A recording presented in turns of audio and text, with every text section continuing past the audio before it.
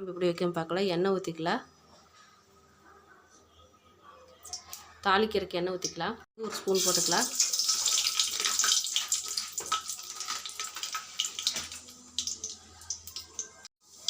இதில் ஒரு ஸ்பூன் போட்டாச்சு. அடுத்து சின்ன வெங்காயம் போட்டுக்கலாம். கடுகு, சீரகம், வெங்காயம் போட்டுக்க நல்லா வணங்கிடும்.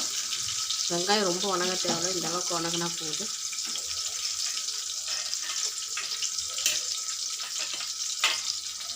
பூண்டு ஒரு 5-6 பல் பூண்டு சேர்த்துக்கலாம். கருவேப்பிலை சேர்த்துக்கலாம்.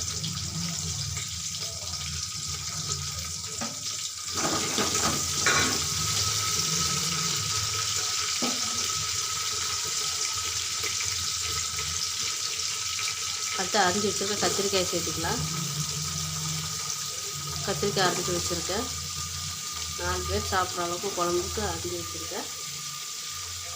5 அல்லது 6 கத்திரிக்காய். கத்திரிக்காய் சைஸை பார்த்து தான் நம்ம கட் பண்ணணும். சின்னதாக இருந்தால் 5-6 கத்திரிக்காய் போட்டுக்கலாம். பெருசு ரொம்ப பெருசாக இருந்தால் 2 கத்திரிக்காய் கரெக்டாக இருக்கும்.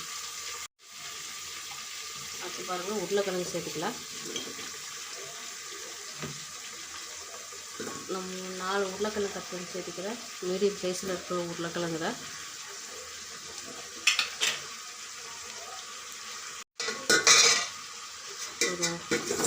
பெரட்டி விட்டுக்கலாம்.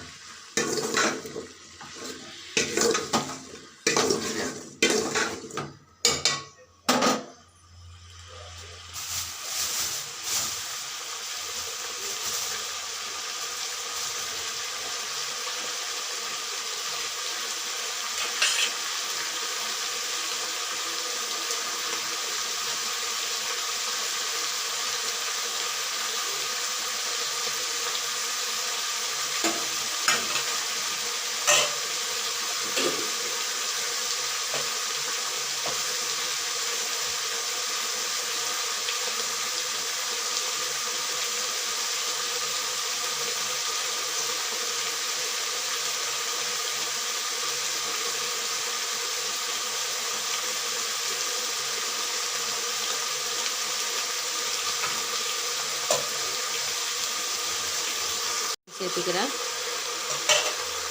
3 தக்காளி போட்டால் கரெக்டாக இருக்கும். 3 அல்லது 4 புளி கரைச்சி ஊற்றும், அதெல்லாம் கரெக்டாக இருக்கும். போட்டுக்கலாம். குழம்பு எவ்வளோ தேவை அந்தளவுக்கு உப்பு போட்டுக்கலாம். அடுத்து நம்ம காரத்துக்கு சாம்பார் தூள் சேர்த்துக்கலாம்.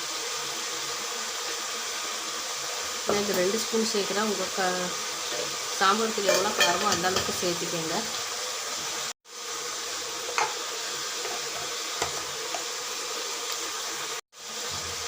எல்லாம் ஒன்றா கலக்கி விட்டுக்கலாம்.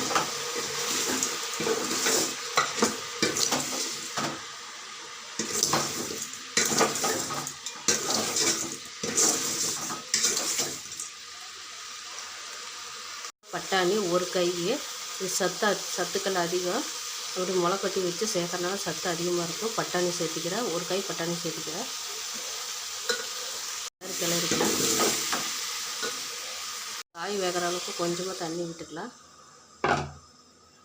காய் வேகட்டும். பருப்பு தனியாக வேக வச்சு எடுத்து வச்சுருக்கேன். வெறும் பருப்பு மட்டும்தான் வேக வச்சு வச்சுருக்கேன். அதில் எதுவும் சேர்க்கலாம். இப்போ காய் வேகட்டும். ஓரளவுக்கு வெந்துருச்சு.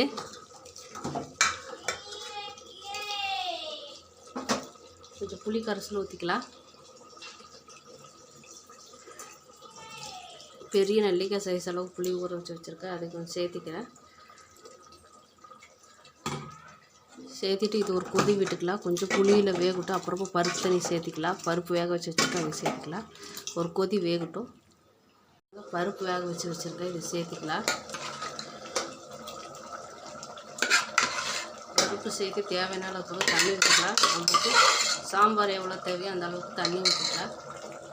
எந்த அளவுக்கு தண்ணி தேவை சேர்த்துக்கலாம்.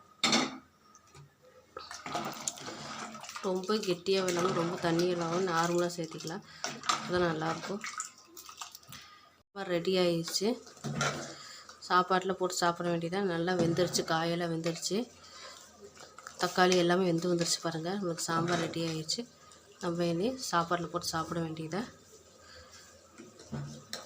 சுவையான கத்திரிக்காய் உருளைக்கிழங்கு சாம்பார் ரெடி ஆகிடுச்சு. நீங்களும் உங்கள் வீட்டில் ட்ரை பண்ணி பாருங்கள்.